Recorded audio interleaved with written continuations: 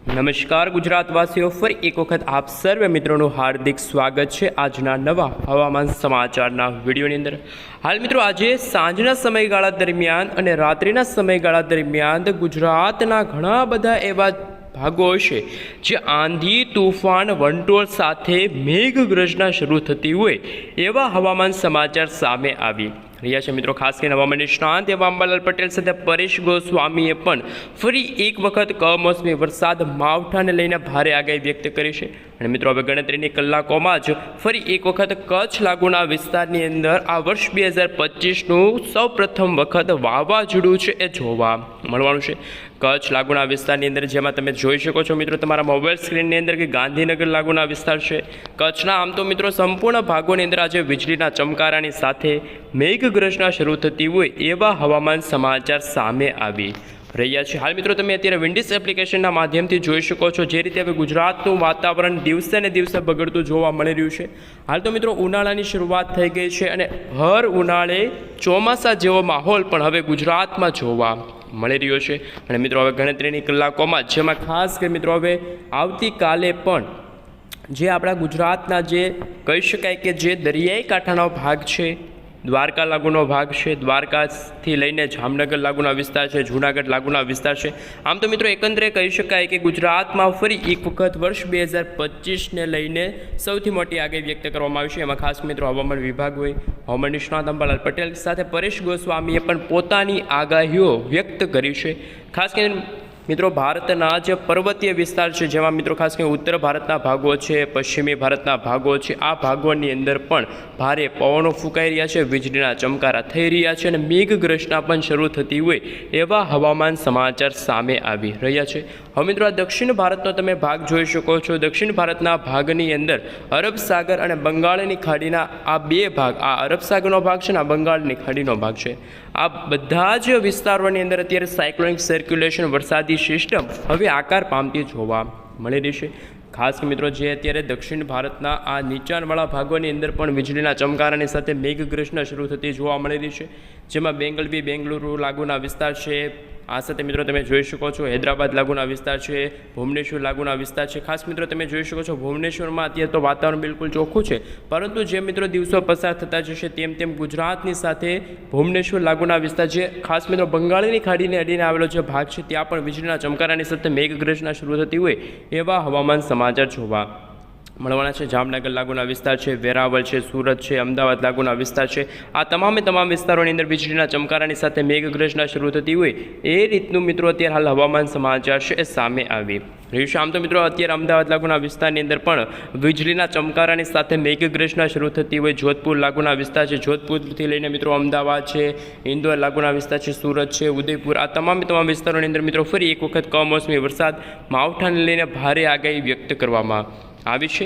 હવે મિત્રો આપણે જાણીશું કે જે રીતે અત્યારે જે આજથી લઈને મિત્રો આગામી 3 દિવસ સુધી ગુજરાતનું વાતાવરણ બગડતું જોવા મળી રહ્યું છે, ત્યારે હવામાન નિષ્ણાત અંબાલાલ પટેલ સાથે પરેશ ગોસ્વામીએ શું આગાહી વ્યક્ત કરી છે।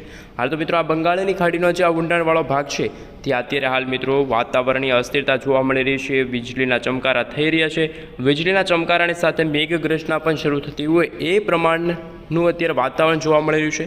સાથે ભારતના ઉત્તર ભારતના ભાગોની અંદર પણ અત્યારે મિત્રો અમુક ભાગોમાં ધીમી ધારે વરસાદ વરસી રહ્યો છે, વીજળીના ચમકારા થઈ રહ્યા છે અને મેઘતાંડવ થવાને લઈને પણ આગાહીઓ છે એ સામે આવી રહી છે। ઉત્તર ભારતના ભાગોની અંદર પણ મિત્રો અત્યારે 2 થી 3 દિવસ સુધી વાતાવરણ ચોખ્ખું જોવા મળવાનું છે, આગામી કલાકોની અંદર વરસાદ પણ વરસતો હશે તેવા પણ સમાચાર સામે આવી શકે છે। આ સાથે ગુજરાતમાં પણ મિત્રો ફરી એક વખત કહી શકાય કે અત્યારે જે ગુજરાતના જે અમદાવાદ લાગુના વિસ્તાર છે, સાથે ગુજરાતના જે ભાવનગર લાગુના વિસ્તાર છે, આ સાથે મહુવા લાગુના વિસ્તાર છે, ઉના લાગુના વિસ્તાર છે, જૂનાગઢ લાગુના વિસ્તાર છે, આમ તો સંપૂર્ણપણે આખા ગુજરાત રાજ્યમાં મિત્રો ફરી એક વખત કમોસમી વરસાદ વરસવાને લઈને સુરત લાગુના વિસ્તાર છે એવા મિત્રો હવામાન સમાચાર આવી રહ્યા છે કે જે અત્યારે ભર ઉનાળે વરસાદી સિસ્ટમ જામી છે।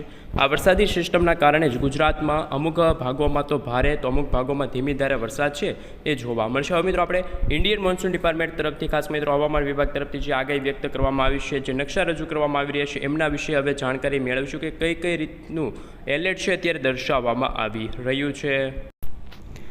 હાલ મિત્રો તમે જોઈ શકો છો અત્યારે ઇન્ડિયન મોન્સૂન ડિપાર્ટમેન્ટ તરફથી જે નકશા રજૂ કરવામાં આવી રહ્યા છે આ છે મિત્રો સમગ્ર ભારત દેશનો નકશો. હાલ મિત્રો નકશા પરથી આપણે જાણીશું કે ગુજરાતની સાથે ભારતના કયા કયા ભાગોની અંદર હવે કમોસમી વરસાદ છે, મેઘગર્જના છે શરૂ થતી હોય એવા હવામાન સમાચાર જોવા મળવાના છે. ખાસ મિત્રો ગુજરાતમાં અત્યારે હાલ જે વરસાદ વરસવાને લઈને અત્યારે ઓરેન્જ એલર્ટનું સિગ્નલ દર્શાવવામાં આવ્યું છે. ગુજરાતની સાથે ભારતના ઉત્તર ભારતના ભાગોની અંદર તો અત્યારે સૂકું વાતાવરણ છે, પરંતુ ભારતના પશ્ચિમી ભારતના ભાગોની અંદર પણ અત્યારે ખાસ મિત્રો યલો એલર્ટનું સિગ્નલ છે એ જાહેર કરવામાં આવી રહ્યું છે.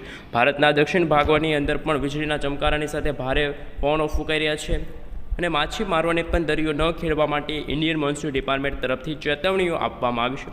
ગુજરાતમાં પણ મિત્રો ખાસ કરીને જે ગુજરાતમાં આગામી દિવસોની અંદર જે વાતાવરણની અસ્થિરતા જોવા મળશે એમના કારણે પણ ગુજરાતમાં ફરી એક વખત કમોસમી વરસાદ છે, માવઠું છે એ જોવા મળશે.